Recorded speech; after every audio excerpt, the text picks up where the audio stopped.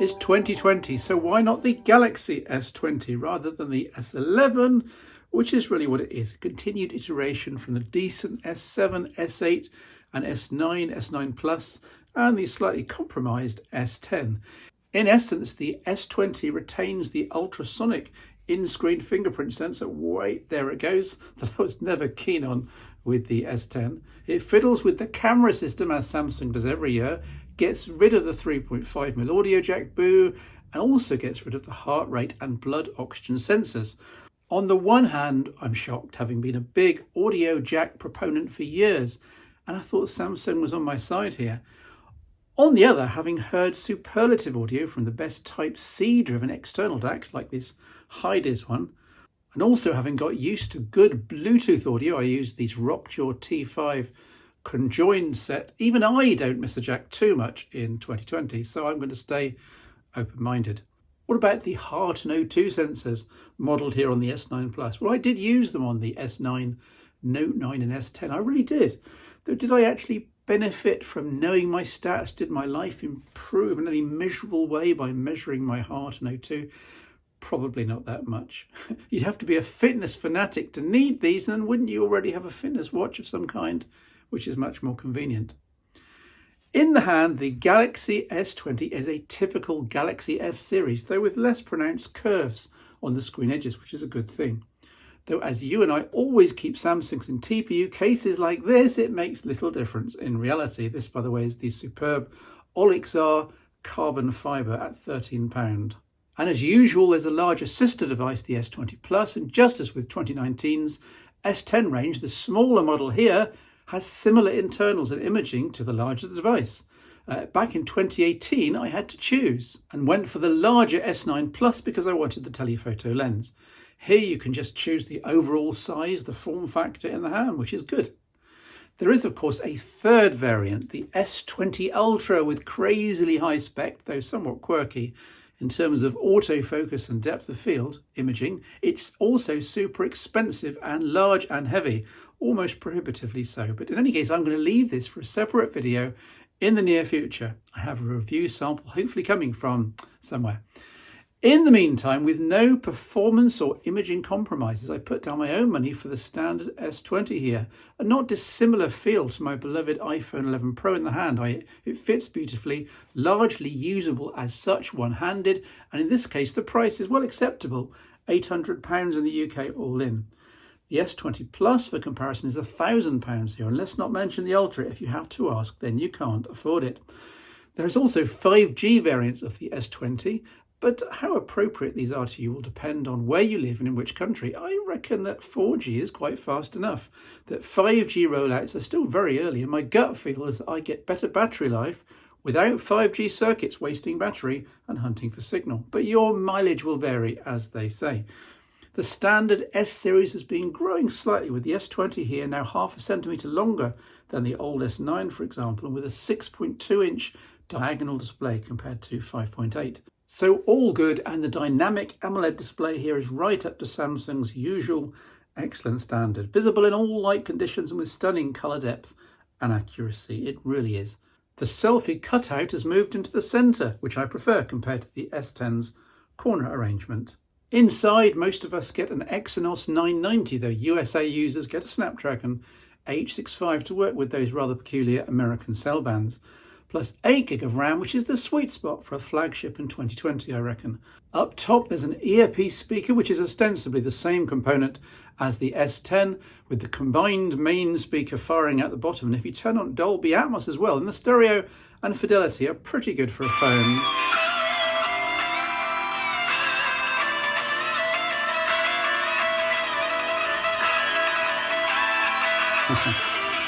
Martin Miller on YouTube, not in the same league in terms of bass as the speakers in the iPhone 11 series, but still very good. The hardware buttons have changed for 2020 with just 3 on the right. A long press on the power button launches Bixby, which is okay, though you do have to install extra software to switch this to Google Assistant. I couldn't find a way to do this out of the box. And so to the main event. For most smartphones, it seems these days, though I do think we've somewhat plateaued in terms of what regular people use and need. The cameras, 3 in this case. Gone is the variable aperture camera that served the S9 and S10 ranges so well. In its place is a much larger 1/1.76 sensor 12 megapixel shooter with a single average aperture of f/1.8, smaller than the 1/1.5 of its predecessors, but it all comes out in the wash, as they say. Dual pixel autofocus and OIS are still present, thankfully, and results are still pretty good across the board, at least on the phone screen. See my tests on other web outlets for pixel by pixel comparisons. Samsung's sharpening is still very much an issue down at the 1:1 level, so imaging purists would have to shoot in RAW and then process each image later manually. Sigh. Curiously, on the telephoto side, there's only a slight less than 1.1 optical magnification, but cropping into an also optically stabilized 64 megapixel sensor is used instead, which is odd since zoom up to 1.9 times is handled by the main sensor and software, and then the quotes telephoto takes over from 2 times upwards. But at this point, Samsung is only using the central quarter of that 64 megapixel sensor. In other words, 3/4 of the sensor is never used. For stills anyway. Video up to 4K is handled on the main sensor, and then the 64 megapixel zoom lens, well, zoom in quotes, is used by the much marketed but rarely used by anyone 8K mode, punched in by that 1.1 and of lower quality and limited to 24 frames a second, but hey, bragging rights on 8K. And an f/2.2 ultra-wide lens, which works well as usual, but the overall feel is of a kludgy and compromised by marketing imaging system. I think the Ultra will work much better here since it takes the same ideas and does them better. Watch this space. Not that any of this really matters. The user snaps away, does a bit of zooming, bit of ultra-wide, and is very happy with the results. See the examples here. For once, I think Samsung is tripping over a camera system that's more complicated than it needs to be. And please, for the love of God, dial back that sharpening, Samsung, for JPEG output, or give me a slider to adjust it. Battery life has always been just a tiny bit disappointing on the Galaxy S series, usually one reason to go for the Plus versions for the bigger batteries, but capacity has been going up on the standard units too, from 3000 milliamp hours on the S9, 3400 on the S10 to 4000 milliamp hours here on the S20, and it's absolutely fine, with one caveat, which is that the display here can be cranked to 120 Hz refresh rate if you so wish, rather than the default and usual 60 Hz. As it sounds, a high refresh rate means that you can scroll through static content, so Twitter feeds, web pages, and so on. Text will be a bit more readable while in motion, i.e. there's less blur as you scroll.